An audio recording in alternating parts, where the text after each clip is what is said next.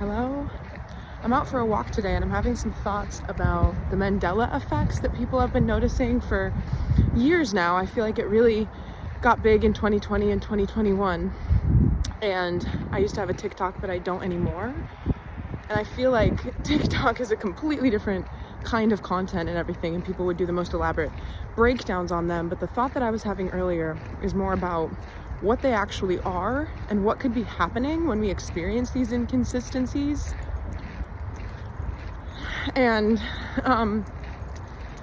so basically the idea, you already know what a Mandela effect is. It's that you remember something to be one way and then it appears to be another way, or we have these differences in how we are remembering things that would have been a consensus, part of consensus reality, regarded and witnessed and engaged with by enough people that there was a standard or a collective remembrance and recollection.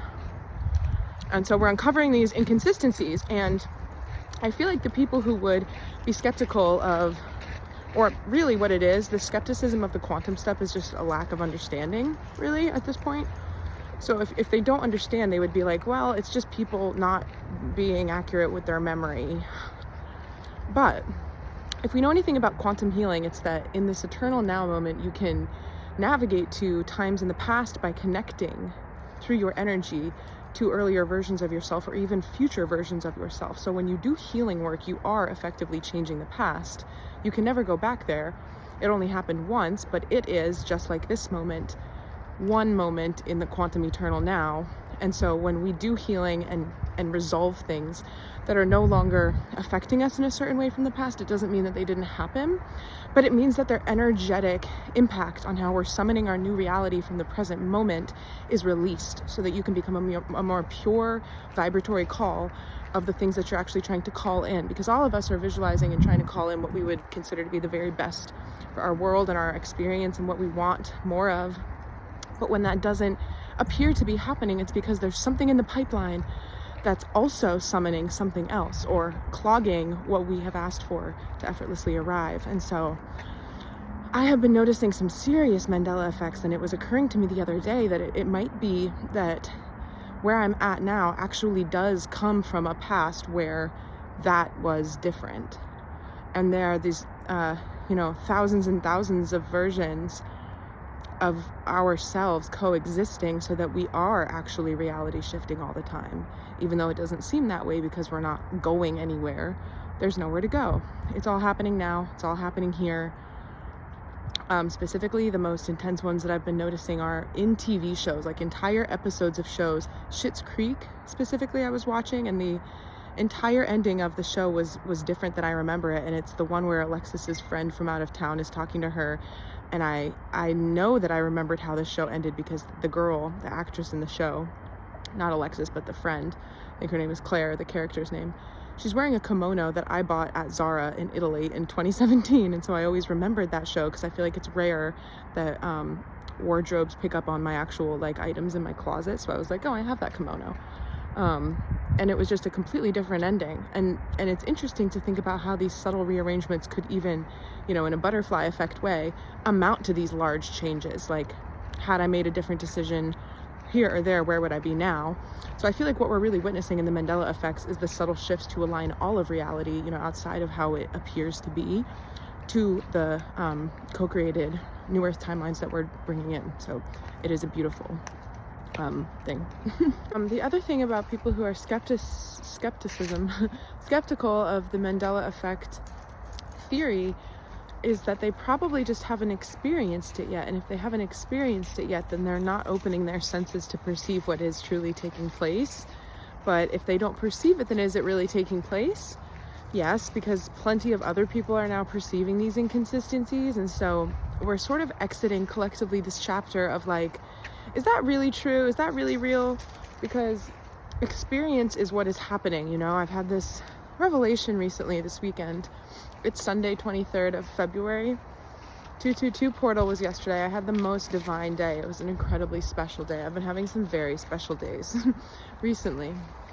And completely forgot what I was saying. Oh, It's just ironic because I was going to say I don't know anything, I just experience, and the more we experience, the more it changes us. And I think a lot of the times we are so fixated on what we know and the types of information that we can procure when we're engaging with people or when we're doing a task or solving a problem. It's like, what do you know that's going to help you do this? What's going to come up in your mind that's going to help you have this conversation with this person? And it's less about that. I feel like the old world that we're exiting relied more on being able to learn and regurgitate information, but the way that the energy is transforming enables us to just experience our lives and trust that whatever comes into your head and whatever you do think and feel is valid. And that's a beautiful thing because it frees us from our pasts and we are building a very intentional future. And so the rate of manifestation is, exponential graphs, the part where the exponential curve, the line graph, or the part where it just goes complete vertical, that's where we're at. But I'm also thinking of, and this is so funny because I know in a video a couple videos ago I was like, I don't know where my Twisties drawings are. I found them.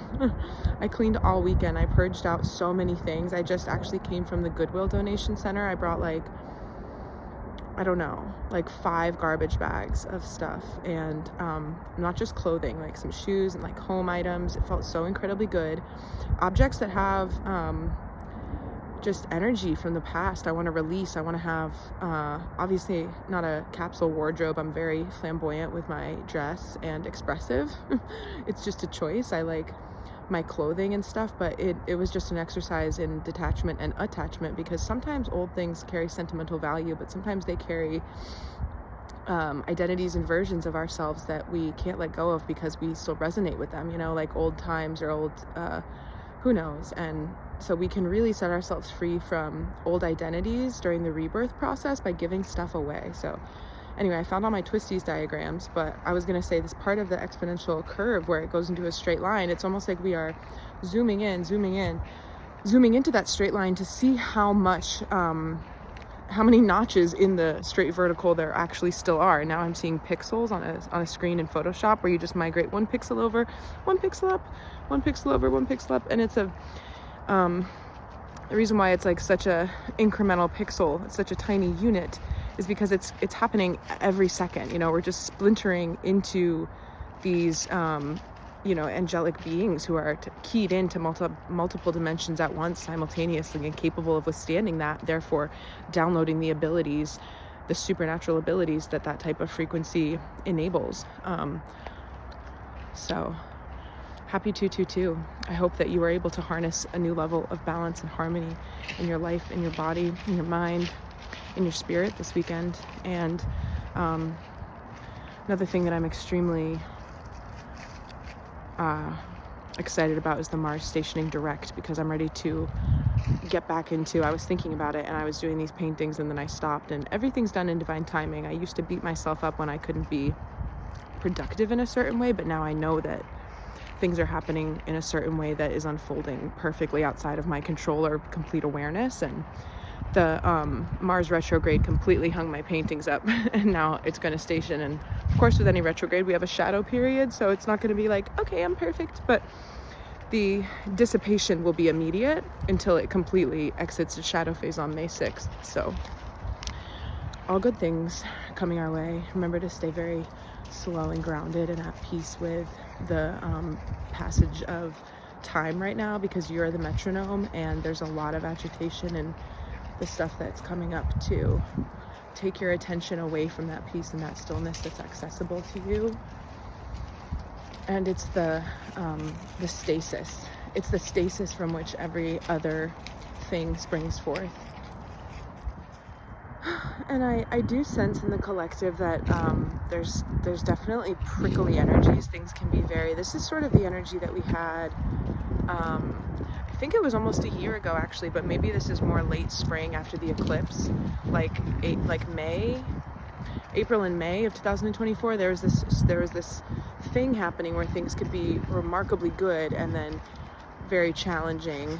I think a lot of people have broken through that, where they've stabilized their higher frequency, and they're alchemizing at such a fast rate that they're not dipping back down into lower vibrations anymore.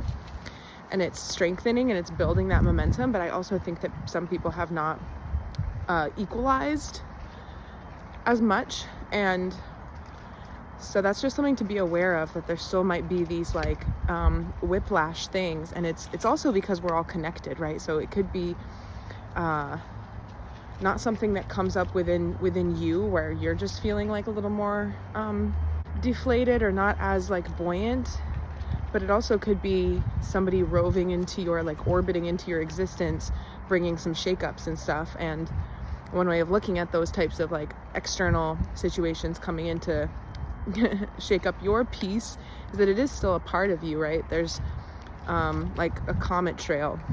I'm actually seeing sperm as well, like with the head and the tail. All events catalyzing in the present moment have tails. They have something that led them to evolve in the way that they've evolved. And so somebody coming into your existence, even if it's a stranger, right, somebody you've never met before, there is an energetic trail for why you're in the exact place that you are when that interaction takes place. And so every instance, no matter how trying or emotionally draining or turbulent, is the opportunity for you to continue stabilizing the higher frequency. And we're all getting sharpened into this. And so just keep staying extremely hydrated and well rested. And I've been doing a lot of like dry brushing of the skin too for circulation. That can be extremely helpful right now, as well as things to detox the stored energy that pools in the mouth. So flossing and rinsing the mouth with olive oil. It's actually been proven that a lot of mouthwashes on the market, the most common popular brand names that you know and love, can kill off essential bacteria that contributes to peak oral health, because there's cultures of bacteria throughout the whole body that a lot of the products that we use are damaging. And so when we are not in perfect health, we have these things that do one thing for our bodies without realizing the full extent of the other things that they're doing to our bodies, that are over time, by design, over time, creating issues that kind of have like no origin, mystery. Like why is everybody sick with this and that? Well, it's all sort of symptomatic of the same thing. So continuing to be in a space of careful maintenance and attention to exactly what hurts. Exactly. I don't even really like saying it that way, because it's not so much about, I don't want to come from like any lens of pain, really. That's not the proper angle. It's about where you're drawn. Just allow yourself to key into your heart sensations, especially the heart chakra sensations.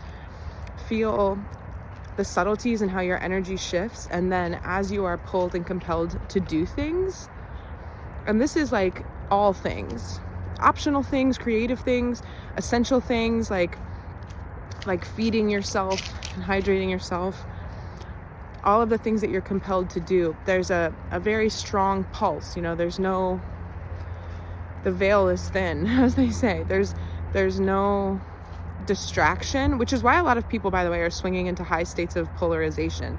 There's no distraction from the call of the true truth. The energetic core of every single situation is more apparent than ever. So sensitive people are fluent right now, especially as we go into Pisces season, because it's such deep waters, right? The ocean. And I'm sure that you've seen this on the internet, but that little anglerfish surfaced. That black anglerfish is all over the internet, and a lot of the footage that I've seen of it makes it appear like a football size, or like a foot across. It's not. It was only about 6 inches long. This little anglerfish. And people on the internet are like, it's so beautiful, she wanted to see the sunlight before she died. And there's a deeper symbolic meaning. And I actually saw somebody, I'm sorry I can't reference who talked about this, but somebody connected the anglerfish surfacing as an incident unfolding on the world stage that captivated the attention of the internet to the feminine rising and like the purging out of, the shadow, and this ancient, long standing history within humanity of going back to biblical times, casting out the woman and the power of the woman and what it represents, and tapping into the shadows, and stuff about like the Egyptians knew, and Atlanteans around, the woman is the spiritual protector. The man is a physical protector in this plane with presence and capacity. But in the spiritual plane, that is the woman's domain. We bring to light what cannot be seen. And that anglerfish is not the only deep sea creature to surface, in fact. It is fascinating that there was actually another ribbon fish that is partial to the deepest depths of the ocean that was found on a beach in some place. And as always, the issue with the internet is that people see stuff like this, and like if somebody like me starts making connections and utilizing what we're presented with, oftentimes I hear or see people being like, well, that could be AI, you don't know if that really happened. And it's like, okay, I can't jump through all these hoops. There are people posting things on the internet that are happening, but there's also just full on falsified stuff. And a lot of the falsified stuff on social media that's like doom scrolling adjacent is not necessarily, it's not content that you would say is like super damaging, like psychologically or subliminally, except for the fact that even if it's just like, it feels inconsequential, it's just like videos of little like animals or something and they're cute. The issue is that you're still exposing people to different realities that may or may not have taken place, coloring people's abilities to be able to discern things truthfully and see the base reality for what it is. And if we have input coming from falsified realities impacting the way that we see things and the way that we think about things, then our decisions aren't truly ours. We're not truly free to our own free will. And sometimes I see really inspirational like animal content or something like about like rescues, and like sometimes it's real people rescuing dogs, but other times it's like, I don't think that happened. I think that's some like falsified story. I'm getting a little off base here, so let me rein myself back in. So the Pisces season that we're in now, and this feminine healed energy, I think there's a certain collective of women, which I'm in. We're all over the world, we're all different ages, but you're going to be feeling really, really good right about now, because the work that you've been doing is paying off, and you're molting at like extremely quick rates. And it's truly mind-boggling, like to experience your shifts at a daily basis and honor them and allow them to take place, and not, do the things that you would have done a few years ago and get in your head about it. You're truly surrendered to the process and partnered with your own experience, and the type of return feedback loop that you've been co-creating is finally here, where you're really in a portal of much more instant manifestation. And it feels good. But what comes with the surfacing of like, deep sea creatures is the stuff that people don't know was hidden from the light. Everything connects. It's like there is stuff in the ocean apparently that we've never seen before that we don't know. Did you know in 2016 they discovered a new kind of whale? How is it possible that even something so large as a whale couldn't have been detected until now? It's fascinating that the entire structure of the world that we live in, everybody's like, we got it all figured out, this is the way the world is and this is that, but the fundamental information about reality, like how physics and space and time works and what's in the ocean, we still don't know that after all this time, after this huge imprint of human life upon the earth. We don't know that. That's the biggest thing right now that I think, that's the biggest flag that's starting to wave for the people who are still hovering, in between their soul's calling to enter their awakening. Like there's faint whispers on the outskirts of people's consciousnesses right now, sort of pulling them into territories that are unknown. And a lot of people find that fearful, and so they shut it down. But there's situations at play that are starting to create circumstances that people can't avoid.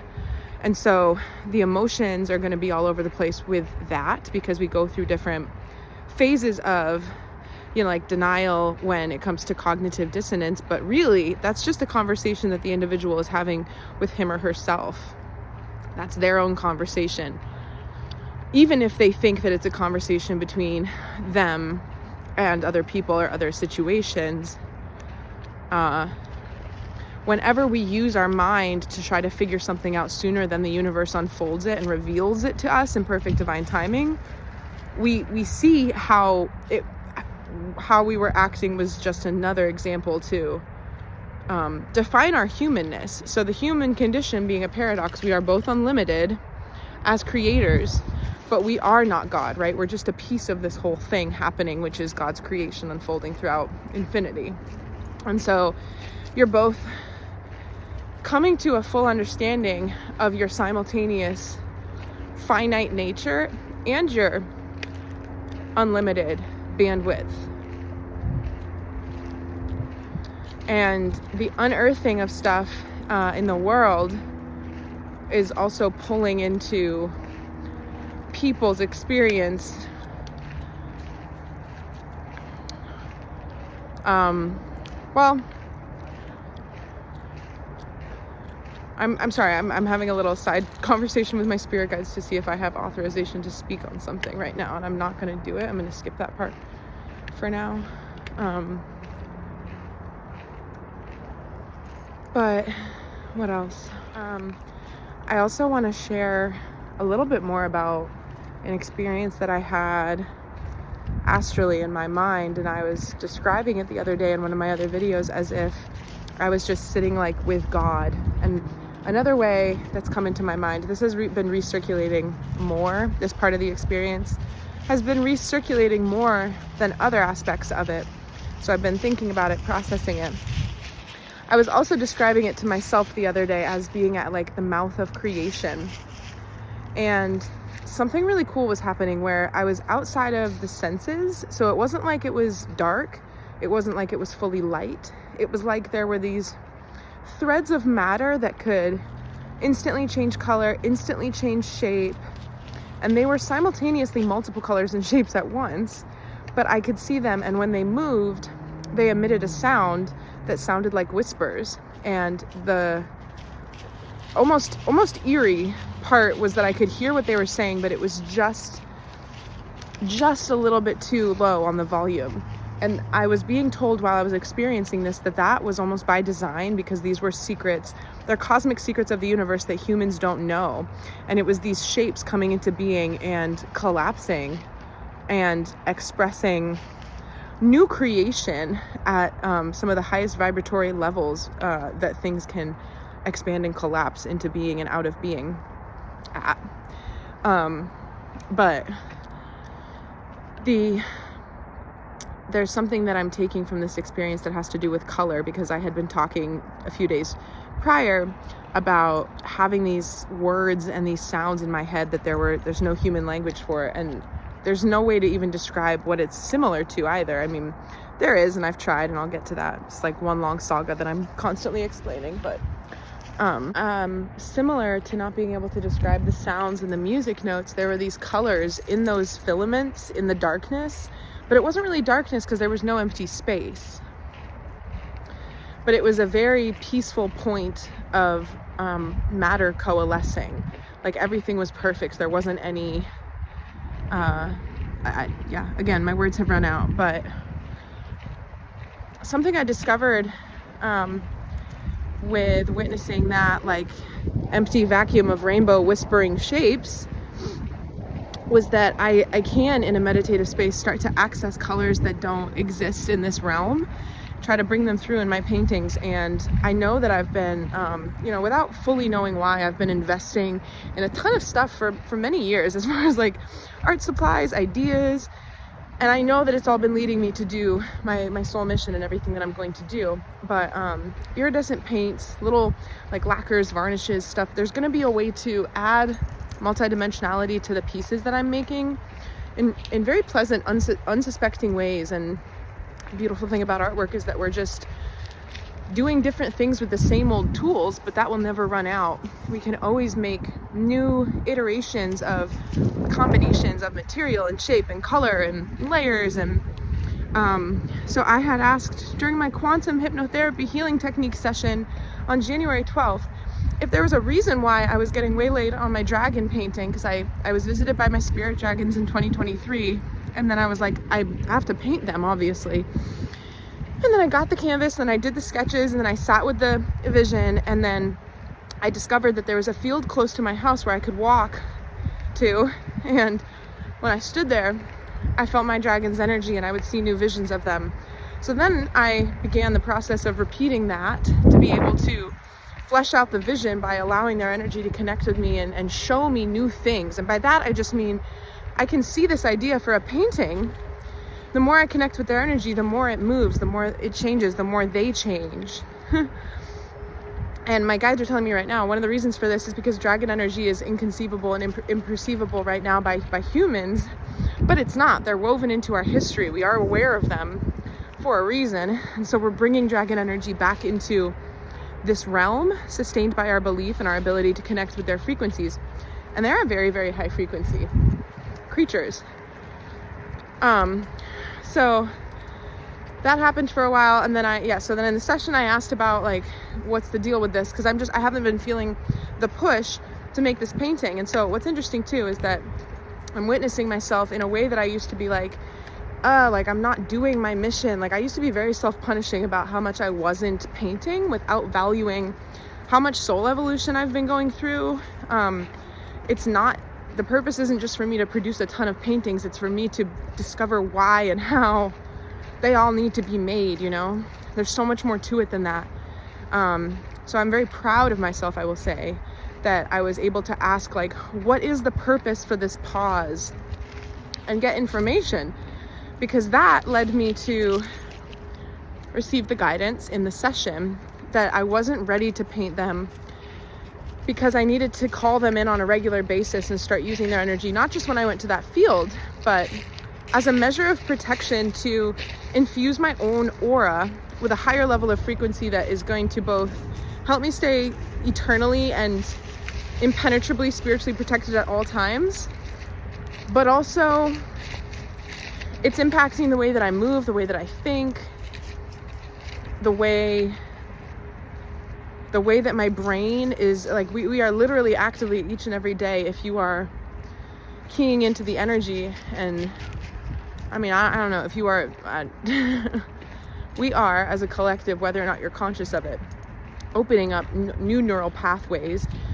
If you are having experiences that don't resemble anything that has ever transpired in your life before, that is an example of new neural pathways. It's because you are navigating differently, right? If you see, I'm seeing a little car that's like in a video game, like beep, beep, beep, can only move up and down. We're learning to move multidimensionally. You can go left to right now. You can go, now I'm seeing a robot, but he doesn't have legs. He just has like a ball joint, you know, so it can pivot in any direction.